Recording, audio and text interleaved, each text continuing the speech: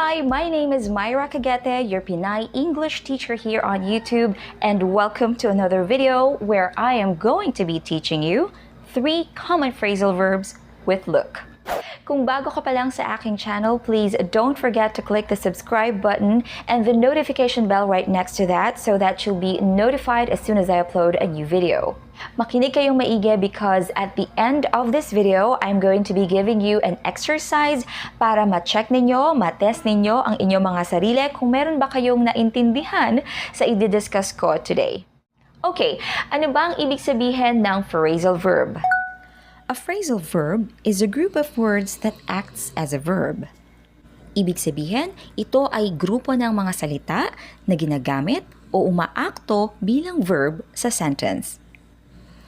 A phrasal verb is a combination of a verb plus an adverb. Examples: wake up, turn off, sit down. It can also be a combination of a verb plus a preposition. Examples: put on, give in, run into. Or it's a combination of a verb plus an adverb plus a preposition. For example, look forward to. When you use those combined words together, they take on different meaning from the original verb. Ibig sabihin, kapag pinagsama-sama ninyo na ang mga salitang look forward to, halimbawa, ay mag-iiba ang kahulugan niya kaysa sa original verb na ginamit ninyo. Look forward to means to be excited about something that's going to happen.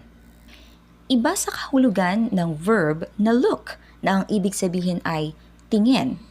At tandaan natin na ang isang phrasal verb ay maaaring magkaroon ng iba't ibang definitions or meanings. Sa video na ito, i-discuss ko yung mga common definitions ng mga phrasal verbs na ibibigay ko sa inyo. The first phrasal verb on our list is look up to. So, pwede niyong dagdagan yan ng someone. Look up to someone. Kasi ginagamit yung phrasal verb na ito to talk about a person. Based on Longman Dictionary, look up to or look up to someone means to respect or admire someone. You admire someone, you respect someone, you idolize someone for his values and qualities. Ibig sabihin, nirerespeto mo, iniidolo mo ang isang tao dahil sa kanyang katangian. For example, I look up to my father. Okay, so look up to, and then yung someone dyan is my father. Masasabi ko na marami akong natutunan sa tatay ko nung buhay pa siya. He would always remind me to value education. Kasi ang tatay ko hindi siya talaga nakapagtapos ng pag-aaral. I think nakatapos siya ng, hindi siya nakatungtong ng high school, nakatapos siya ng elementary. Pero talagang gustong-gusto niyang matuto, gustong-gusto niya talagang mag-aral nung nabubuhay pa siya or nung bata pa siya. Hindi siya nagkaroon ng pagkakataon na makapagtapos ng pag-aaral. Another example, I look up to Kyla for her courage and determination. So, look up to, and then someone. Yung someone dyan is Kyla. Kaya kung gusto nyong banggitin yung dahilan, yung mga qualities na meron ang isang tao kung bakit mo siya ina-admire, bakit mo siya iniidolo o nire-respeto, you can say, I look up to someone, I look up to her, or I look up to, and then you can mention the name, and then for. For, tapos yung qualities na meron ng taong yon. Okay? Yung someone dyan, pwede yang maging noun or pronoun. So, sa sentence na to, Kyla is a noun kasi pangalan siya ng tao. Another example, a lot of people started to look up to him when they found out that he had donated millions of pesos to the charity. Look up to, and then someone. Yung someone sa sentence na yan is him, which is a pronoun. The second phrasal verb on our list is look down on. Look down on someone or something. Someone or something kasi pwede nyong gamitin yung phrasal verb na to para sa tao o or sa isang bagay or sa hindi tao. And according to Merriam-Webster Dictionary, look down on someone or something means to think of or to treat someone or something as unimportant or not worthy of respect. So, paano ba ito sa Filipino? When you look down on someone, parang minamata mo or minamaliit mo ang isang tao o ang isang bagay.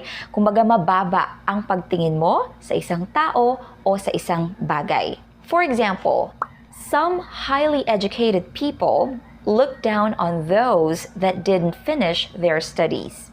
Ibig sabihin yan, may mga ilang taong mayroong mataas na pinag-aralan na mababa ang tingin doon sa mga taong hindi nakapagtapos ng pag-aaral. Look down on someone. Okay? So, yung someone dyan is yung those. That is a pronoun. Okay? Yung those dyan pertains to the people that did not finish their studies. Another example, my colleagues looked down on my skills when I was new in the company. So, look down on and then something. Okay, something kasi skills is not a person. Okay, look down on something, look down on my skills. Ibig sabihin yan is minaliit na mga katrabaho ko ang aking kakayahan nung bago pa lang ako sa kumpanya. The third one is look after. Look after someone or something. So, ibig sabihin, pwede niyong gamitin yung phrasal verb na to sa tao or sa hindi tao.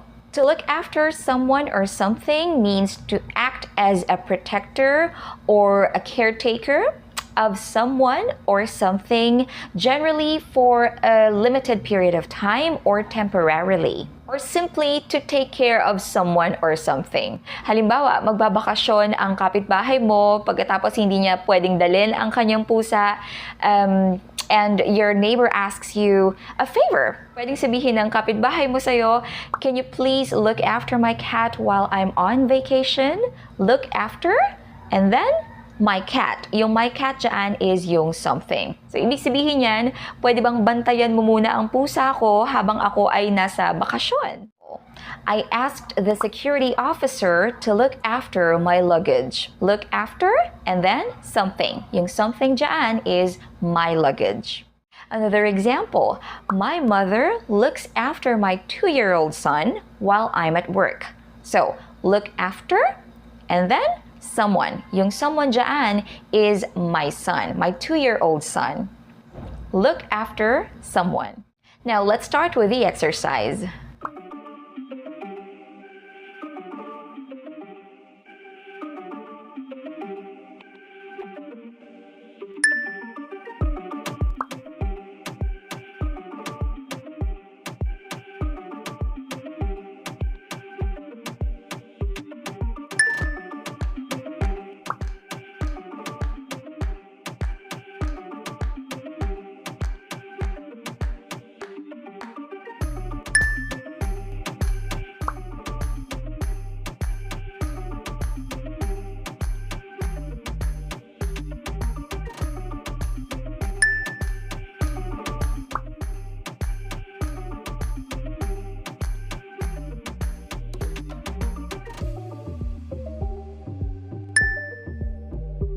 Please click the like button if you learned something new from this video. You can also share this with your friends dun sa mga taong sa palagay ninyo ay interesado matuto ng English. At by the way, I created a playlist. Punta na lang kayo sa channel ko, okay? Sa playlist na yan, pagsasama-samahin ko yung mga grammar exercises. So, just in case you want to take grammar quizzes or vocabulary quizzes, punta na lang kayo sa playlist na yan. Thank you very much for joining me today. I'll see you again next time. Bye!